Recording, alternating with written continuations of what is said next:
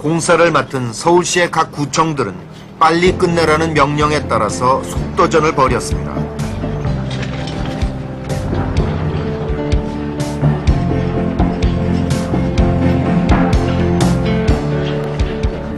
그리고 각 구청마다 경쟁을 시켰습니다. 그뭐 종로, 중구 이렇게 경쟁을 시키니까 빨리 끝내는 쪽이 뭐 칭찬도 받고 하니까 필사적이었죠. 예. 또 그 당시 구청장들이 군 출신들이니까, 예. 네, 구청장 거의 다 군 출신이었습니다.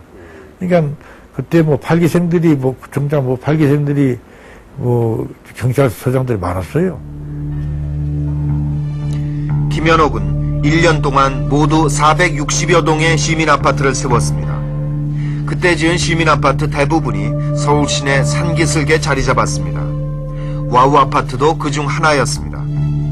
그런데 그렇게 높은 산에다 아파트를 세웠던 것 자체가 무리였습니다. 아다시피 그 전부 모아 건물이 있었던 거는 높은 산 중이었습니다.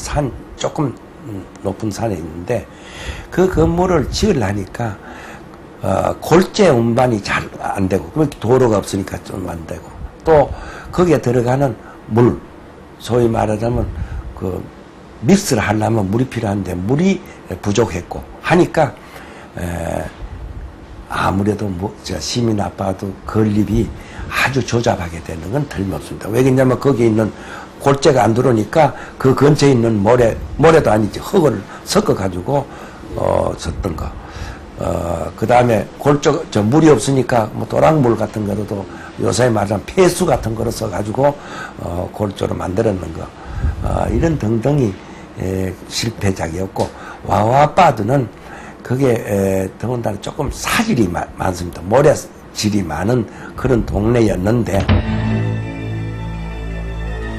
와우 아파트는 애초에 부실하게 지어지긴 했어도 조금만 신경을 썼으면 사람이 죽고 다치는 사태만은 막을 수 있었습니다. 완공 직후부터 아파트 벽에 금이 가고 건물이 흔들리는 등 붕괴를 예고하고 있었던 것입니다. 주민들은 몇 번이나 경찰과 구청에 신고를 하고 진정을 냈지만 아무런 대책도 없었습니다.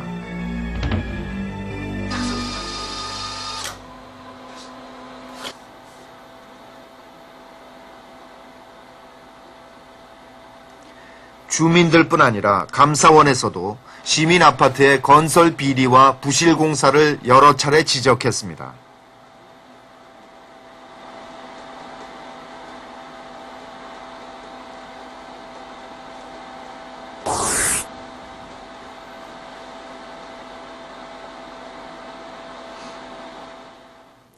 상황이 이렇게 되자 김현옥은 최악의 사태를 예감하기 시작합니다.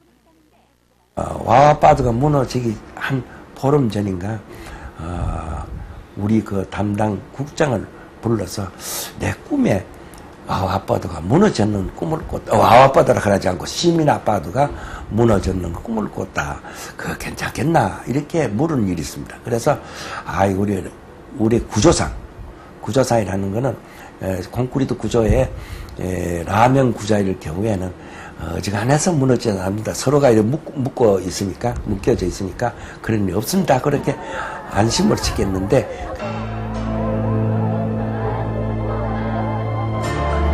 사고가 날 조짐이 보였을 때 빨리 대책을 세웠더라면 33명이 목숨을 잃는 참사만은 막을 수도 있었을 것입니다. 하루아침에 가족을 잃은 유족들 앞에서 김현옥은 고개 숙여 사죄했습니다. 그에겐 4년 동안 불도저로 밀어붙인 것들이 결국 무너지고 말 신기루에 지나지 않았다는 오명만 남았습니다.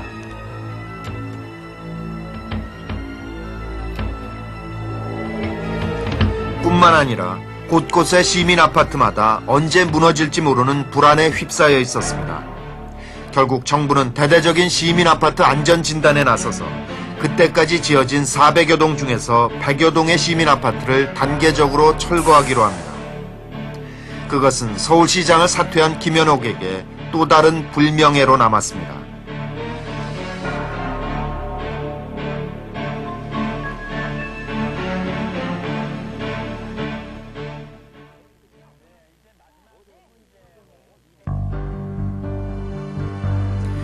와우 아파트 붕괴 사고의 책임을 지고 서울시장직을 물러났던 김현옥은 1년 6개월 만에 내무부 장관이 됐습니다. 사고 직후 구속됐던 공무원과 건설업자는 무죄 선고를 받고 모두 풀려났습니다.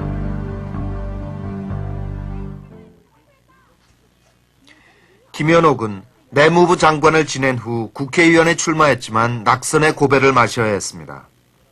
이후 그는 정치를 포기하고 중학교 교장으로 여생을 보냈습니다.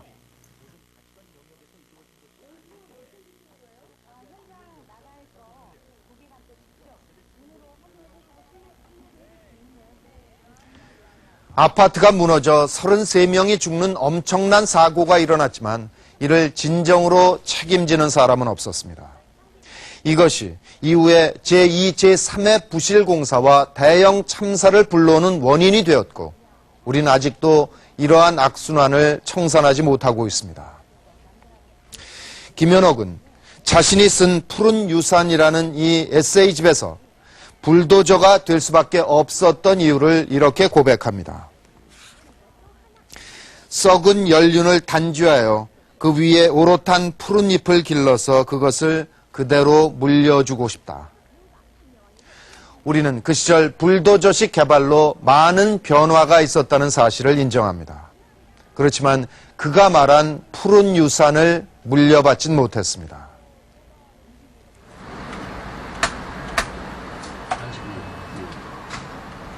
지난 1월 서울의 한 건축회사는 미국 하버드 대학 건축학과 대학원 학생들을 초청했습니다. 서울의 도시 문화와 환경을 보여주고 그들로부터 새로운 건축과 도시개발의 아이디어를 얻기 위해서였습니다. 학생들은 일주일 동안 서울 전역을 살펴봤고 저마다 소감을 털어놓았습니다. 그들이 가장 기대했던 것은 600년 역사의 흔적이었습니다. 서울의 그 600년의 역사를 찾아보기는 힘들었다. 너무나 20년, 이런 식으로 20년마다 바뀌는 이런 건물들, 그런 것들에 의해서 어떤 도시에란 역사의 흔적이라든지, 도시의 그 나이의 흔적이라든지, 이게 너무 남아있지 않다. 이런 말을 하면서, 또 한강을 또 봤을 때, 어떻게 보면 서울이 갖고 있는 가장 또 생명인 한강인데, 한강을 또, 갈 수 있는 고수부지의 접근 그 방법부터가, 에 대해서 너무 놀랐습니다. 이제 보면은 군데군데 몇 군데 차로 가면 이제 조그만 굴다리가 토끼굴 같은 데를 통해서 이렇게 들어가는데, 어떻게 그게 그 워터프론트의 액세스가 될 수 있느냐? 그게 어떻게 다냐? 그들이 가장 놀라워했던 것은 주유소 건물에 가정집이 함께 있다는 것입니다. 우리에겐 익숙하지만 그들의 눈에는 위태롭고 혼란스러운 광경이었고 계획 없이 만들어진 도시라는 인상을 남겼습니다. 너무 보기에는 아무 생각 없이 어떻게 이들이 볼 때는 개발이 된 건 아닐까.